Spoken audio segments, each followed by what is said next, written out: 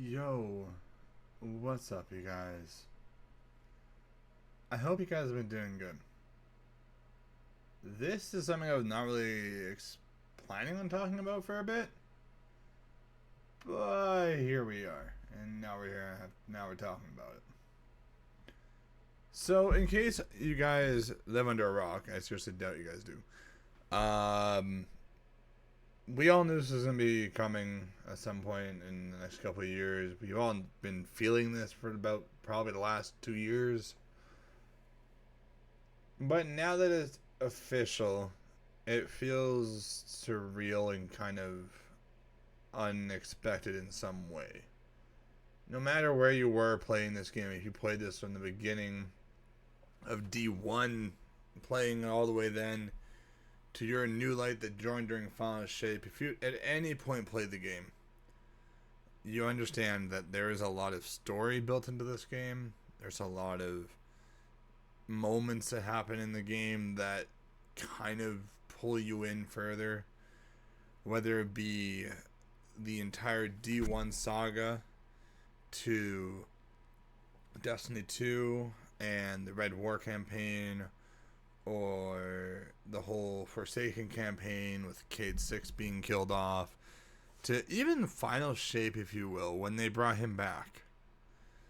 At any point when you played this game, you at some point had emotional moments in the game that pulled you in to play it longer and longer. I personally have always been one who has always pulled in and pulled in to play the game longer and longer. Obviously, lately I've been kind of spacing how much I play Destiny just because there was not much going on. But now this kind of says everything.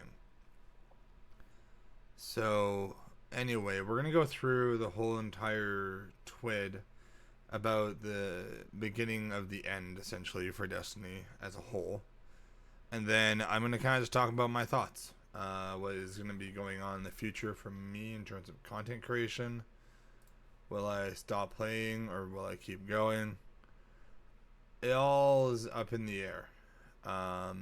This is obviously, as you guys know, has been a game that I've played for several years, unhinged several years.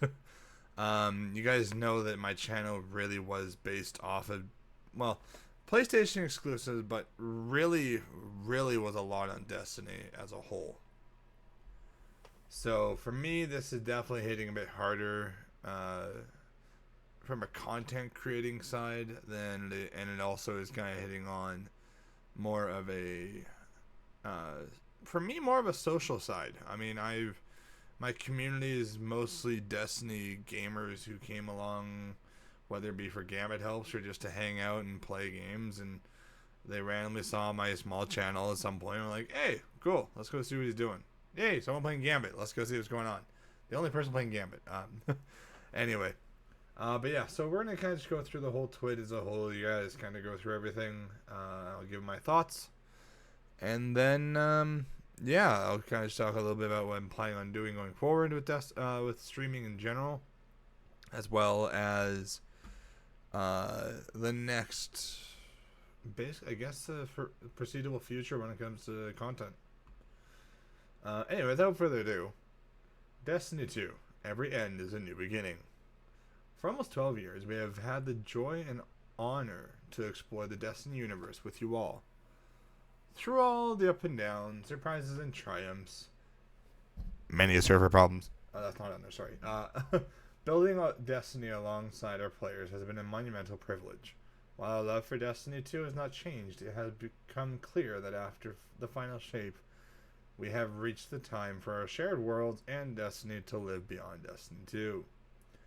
As we focus towards a new beginning for Bungie, we begin work incubating our next games. To that end, June 9th, 2026, we will release the final live service content update for Destiny 2 to begin that new journey as a studio.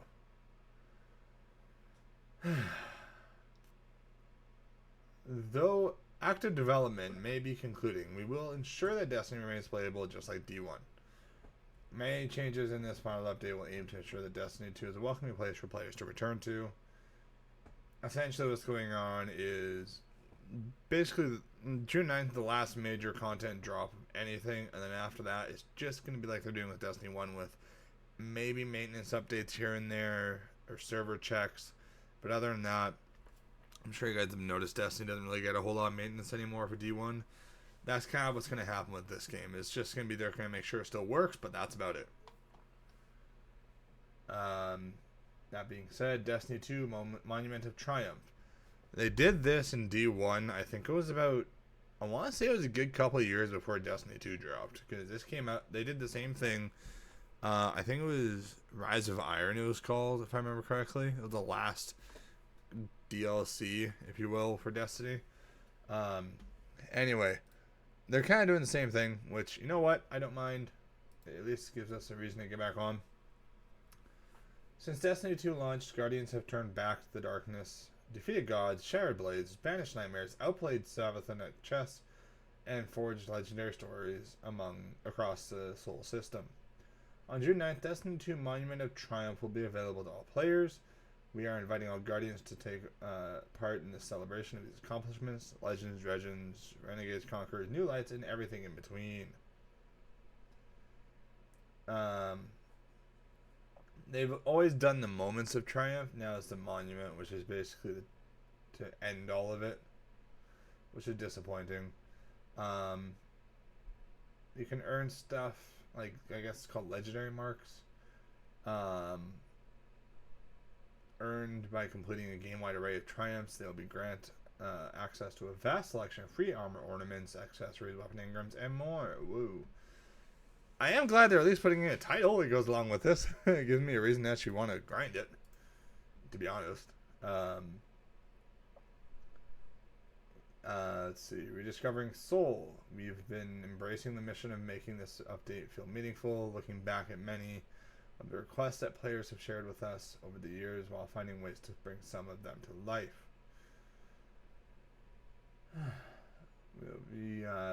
We are aiming to deliver a collection of love letters to players across all activity types within Destiny 2.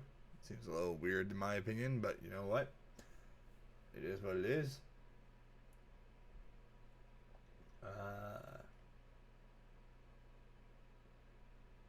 Story related.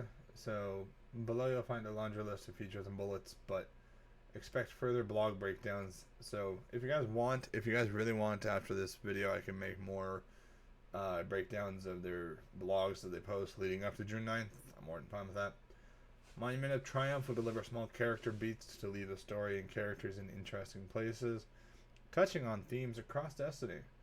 We encourage reading and exploring to find all the Easter eggs, callbacks, reveals, and love for the lore hounds. There's a couple of people I know that definitely will like that part. So this is kind of a rough estimate design of what the new one's going to look like. Again, for me, I'll save it to the end, but I wish they did a certain something instead. But I'll talk about it after we're done this. We have embraced the player feedback about the director in Portal, and a newly refreshed director returns to the rightful place. All activities are still available. This is how it should have been done in the first place. Leave the Portal stuff down on the bottom on a little note. So much better. Pantheon's back. That I am very happy about. I really wish Pantheon came back sooner. Honestly, like way sooner. Like every season almost should have been a Pantheon in a way. So, a new Pantheon is coming, a permanent edition with a fresh slate of bosses to challenge and overcome. June 9th, the first slate of bosses becomes available with 2 activities, each featuring a unique roster of bosses. June 13th, what we are calling the Gauntlet, the full lineup of boss encounters in a single activity. June 16th, encounter rotations begin. Players can attempt featured single boss encounters for rewards. Raids and dungeon loots. They're making all raids and dungeons modern to the most current thing. Finally. They've taken so long to do that. And of course they'll have weekly featured raids and dungeons as usual, but that's back to normal. More details in upcoming TWID. Destinations, a trip down memory lane. I kind of like that they're doing this. Destination weapons and armors have also been revisited, so they're being modernized basically. Some destinations will have distortions, a new addition to bring more variety and a touch more challenges to your time planet side. Distortions also bring unique rewards to earn for participating beyond your slated destination drops. Sandbox, new aspects are coming out for Solar Hunter, Solar Titan, and Void Warlock. Those, of course, we can take a look at when they come out. There's a new Void Hunter Melee, which is kind of nice. Phantom Surge is called. There's also new grenades for all classes, both Strand and Stasis. They really took a while, and I mean a while, to give us something new, honestly. So I'm glad they did for the grenades. Class-specific abilities, Warlock, Titan, and Hunters are all getting some new love. Mind Spun will interact with Threadling Grenade. Ward of Dawn is getting a complete rework. And Tramper's Ambush has a new capabilities and more. Regarding exotics, this is interesting, by the way. All exotic armors since the Edge of Fate launched will be automatically upgraded to have tier 5 stats. We have made some changes into a handful of exotic armors. As an example, what if Warlocks could throw 2 Nova Bombs in quick succession and create an even larger explosion? More of this in a future TWID, if they remember. Various exotic weapons will receive a tuning pass, and many will be receiving catalysts. So all the rest of the guns pretty much are going to get catalysts at this point. They're doing a complete rehaul of Portal. I personally could care less. I really didn't pay attention to Portal that much. I played the Portal from time to time, but really I wasn't too big into it. But they are updating Gambit to actually have its own ops. Woohoo! I still don't think anyone's gonna play it, but yay. They're expanding loot. Basically, they're extending or improving loot pools and whatnot, which is good, but again, care less. Personally, at least. Crucible playlist, private matches and balance. We're bringing in new playlists. Arena, gunplay centric with some old school PvP, Destiny, Bungie vibes. They're also bringing in 2 private matches. Glass Cannon, a throwback to D1 balancing, as well as with third person abilities only. Think Mayhem, but a little more wild. Okay. Iron Banner is going to be every 4 weeks, so with the odd time it'll be twice in a month, but it's pretty much monthly at this point. And of course, trials every single weekend, with the exception of Iron Banner, with new tier loot and new armor sets to earn. Heavy Metal returns with a 3rd vehicle type, the Cabal Walker, a brand new map, good, mixed vehicle combat and vehicle selection. I very much approve actually what they're doing with Heavy Metal completely. They should have been doing this from day one. A full suite of competitive Crucible weapons will become tiered, and as mentioned above, a unique armor set has been added to incentivize more competitive play. Ready for the huge Gambit section? That's it.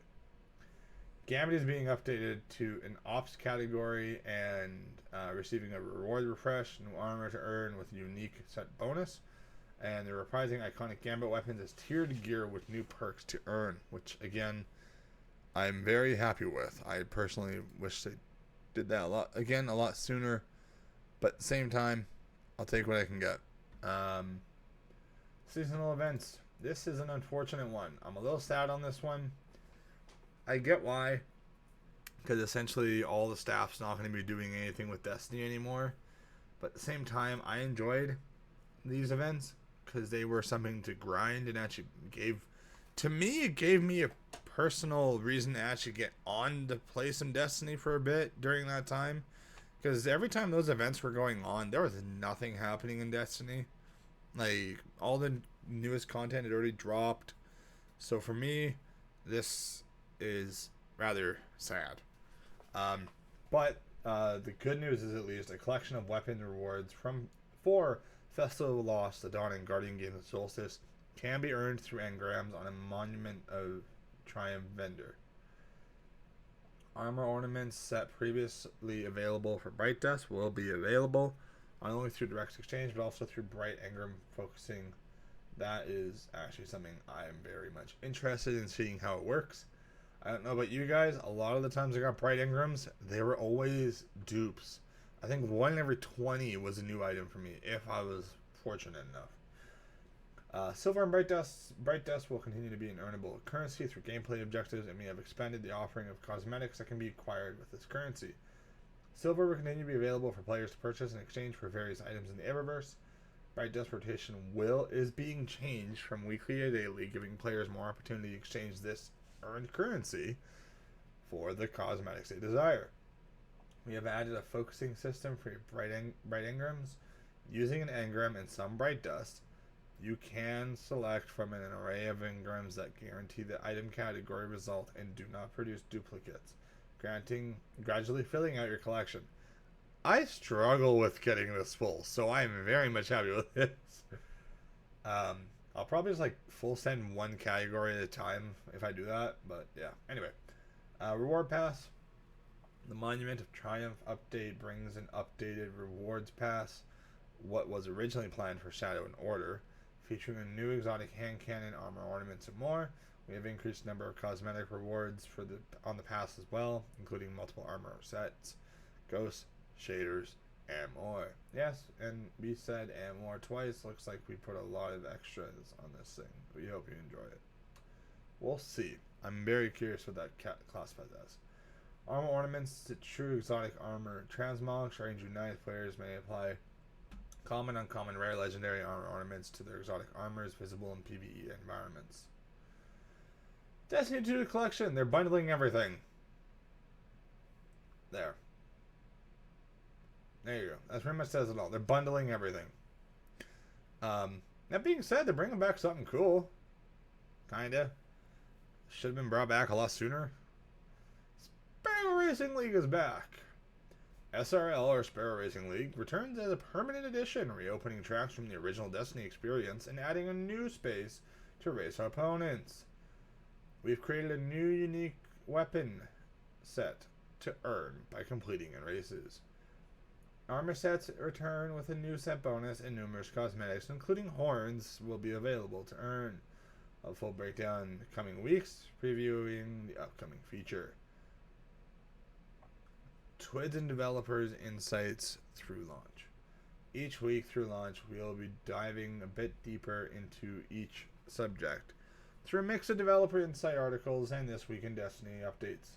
We're spreading things out just a bit to avoid massive walls of text and information overload, while giving our team some time for last-minute tuning and testing passes. First on our list will be deeper dive into the Return of the Director, how we are updating activities across the game, and how we're updating SRL for Destiny 2.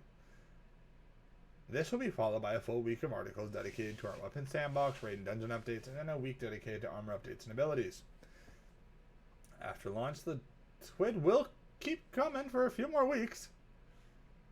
Once they're through their launch window, our weekly blog entries will basically stop.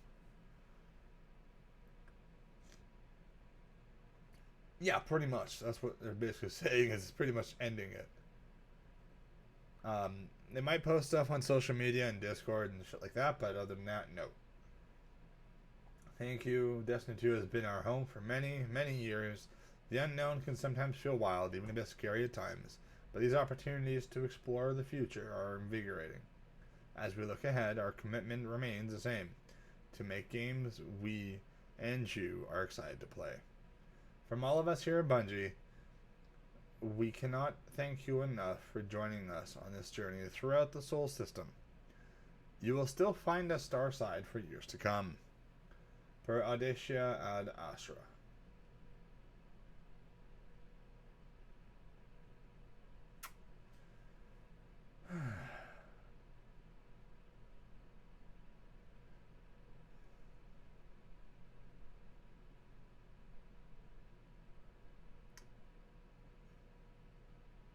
This is actually my first time actually fully reading through this, by the way.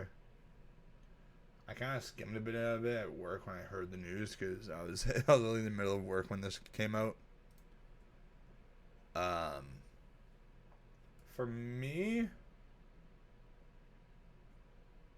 I am personally very saddened by it, even if I don't sound like it. This isn't something that I've been playing for way too more than I probably should have been playing in my lifetime. Honestly, it's more than I've played of any game I've ever played in my life. So for me, this is a lot more than just simply a game. It's kind of been my lifestyle for years. I get off work, come home. When I was living with my parents, I'd get off work, come home, have dinner, play a game with them, come down, turn on the PC, start streaming Destiny. And when I moved out and I live now with my fiance, who I'm getting married with soon, I get off work. Depending on how her day was, we come home, have dinner. If she needs her time, I will leave her to her time. I come over, turn on the PC, and stream. When I was home by myself, she's at work, I get up, have breakfast, come over, turn on the PC, and stream. So for me, this was very unexpected, but also expected, if that makes sense. A lot of people, including myself, have been slowly waiting for this news to come out at some point. And now that it's out, it kind of is hard to believe. Especially for those, like, not necessarily myself. Like, there's content creators out there that I've personally loved watching for years. Some that actually stopped playing the game way before this news, or took a long breaks from the game. Like, there's content creators I enjoy watching that played this game basically until Marathon came out.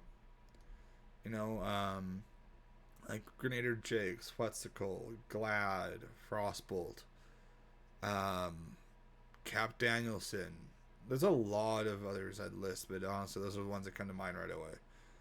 Those are all content creators I enjoyed watching play Destiny. I had the privilege to play with one or a couple of them, I think, at some point, whether it be just randomly.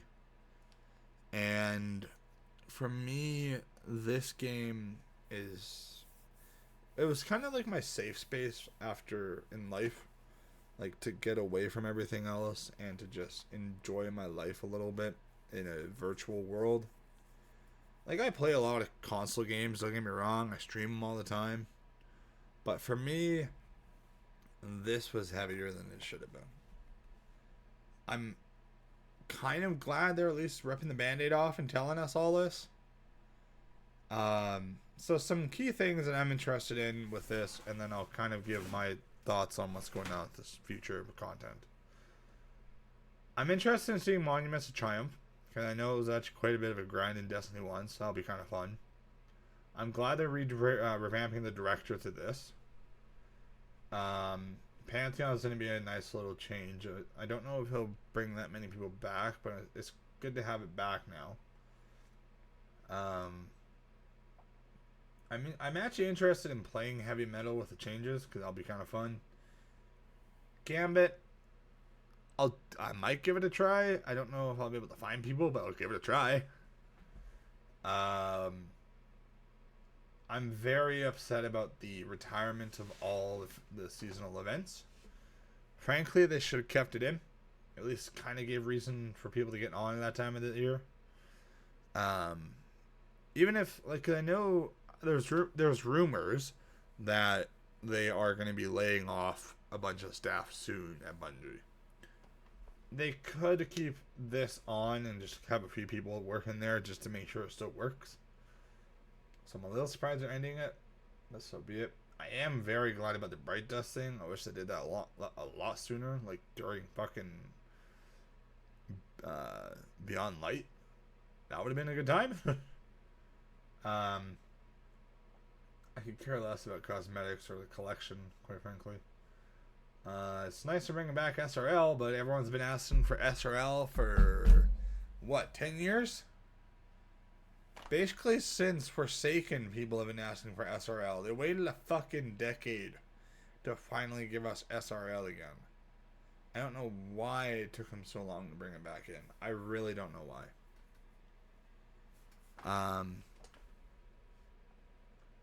And again, there'll be slow breakdowns as they go about it all. One thing I really wish they brought back, and I'm going to scroll right back up to this for a sec. If they want to have any chance of... Because the game's about to die. Like, it's basically going to die now at this point. Where slowly people are going to stop playing and stop playing and stop playing to the point where there's no more reason to play. They missed out on a really big opportunity here.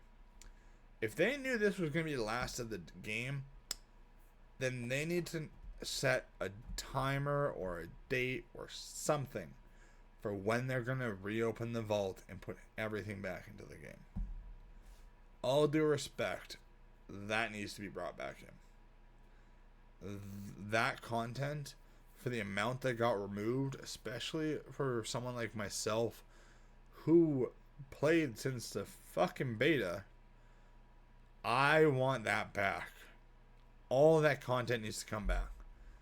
It was all varying of what it was, but it was a lot of content, a lot of fun areas to explore, raids to do, the entire Leviathan, Scourge, all those fucking raids are now gone forever.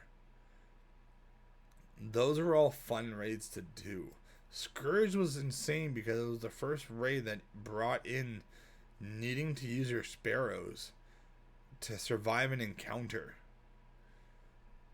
Like, Leviathan was the pinnacle beginning of Destiny 2 raiding.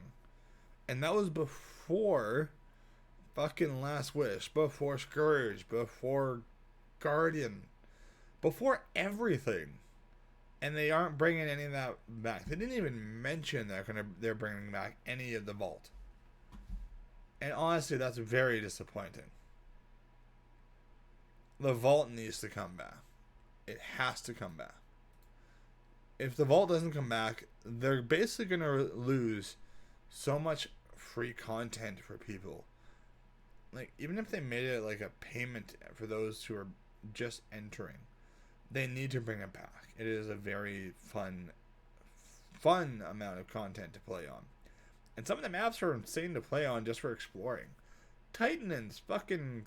It gave off the vibe of like you're playing on Star Wars in the water planet. I think it starts with a K. But if you guys know what I mean, you know what I mean. Then you bring back Mercury, the one that gave off all the vibes of a desert. They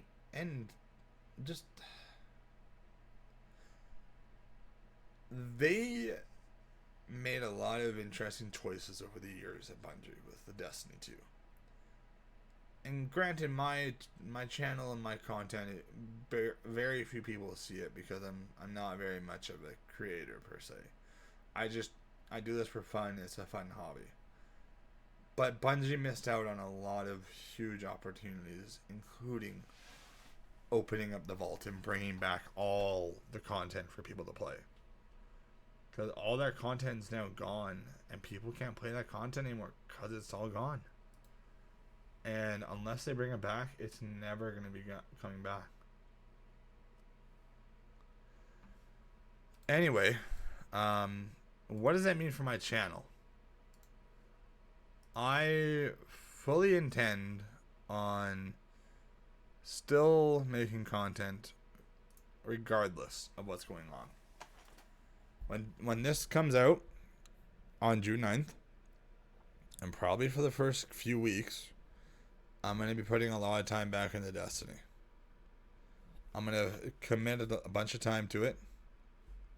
I'm going to help people out that need help. And just show whatever I can to the game.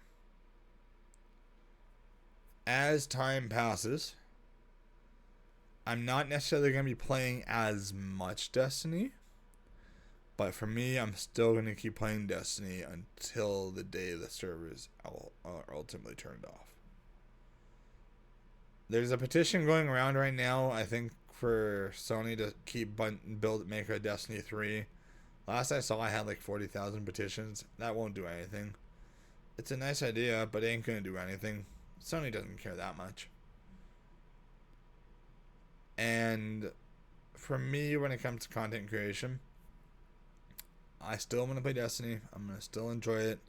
If people need help with it in chat, they can easily tell me, and I could arrange a day to help them out. But I'm going to start moving away from Destiny and probably figuring out something else to play. I've been kind of hum-hawing on renewing World of Warcraft again and getting back into that grind. I don't know. Personally, I played Warframe. I can't get into that game. It's just not for me. I am not sure, though, where content creating is going to go for me. Right now, I've been enjoying a lot of Assassin's Creed, so I'm probably going to keep doing that. But as a whole for this game, I don't see myself going as hard into this game anymore. I'm going to still play the game. I'm going to still enjoy Destiny 2 as a whole. It will be harder to play, though, because I'm sure people are going to slowly be moving away from the game. But when we get to that point, we'll get to that point. But for now, I am going to still be playing the game from time to time, including tonight. I'm going to be doing some raiding. But going forward, don't expect it as often. If you guys have something you want to see me play in Destiny, or if you want help in Destiny in any way, shape, or form, just ask. I can easily figure out some time to help you out, unless you just want to get it right that very moment. I understand, but I'm not going to necessarily switch a game just to help you out with something. If I'm playing Destiny and you come in and you're like, hey, can you give me a hand with this? Sure, once I'm done whatever I'm doing, I can easily help you out. But going forward for content creation, I'm still going to play Destiny. Not as often, but I'm still going to play it. I'm going to still use it to work on triumphs. Still play it to have fun, regardless of where this game is going to go. If you guys only came here to watch Destiny, and you don't want to keep watching my channels, or you don't really have any interest in watching anything else, I understand. For me, I need to be playing stuff that I enjoy, and I'm open to suggestions. I'm open to checking them out. But right now, for me, it's going to be Destiny with some other games on the side. But right now, it's going to be a bit of both. Going forward, I'm still going to make content. I'm still going to stream. I'm still going to play games I enjoy. Hanging out with you guys in chat whenever you come by, whether it be the beginning of the stream, end of stream, in my Discord, whatever it is. I'm still going to make content. It's just going to be a little more spaced out. So, yeah.